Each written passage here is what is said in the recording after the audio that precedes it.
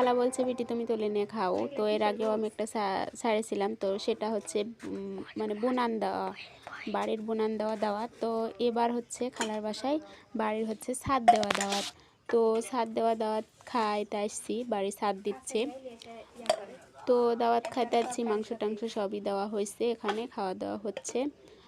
তো এখন মানে তুলে বেড়ে নিচ্ছি। খালা আমাকে বললো যে বিটি তুমি তুলে বেড়ে নিয়ে খাও, তো এই জন্য তুলে বেড়ে নিয়ে খাচ্ছি। তো খাবারটা দারুণ হয়েছে। আর আপনাদেরকে এই ভিডিওটা কেমন লাগলো অবশ্যই কমেন্ট করে বলবেন। আল্লাহ হাফিজ সবাইকে। ঠিক আছে, গুড বাই।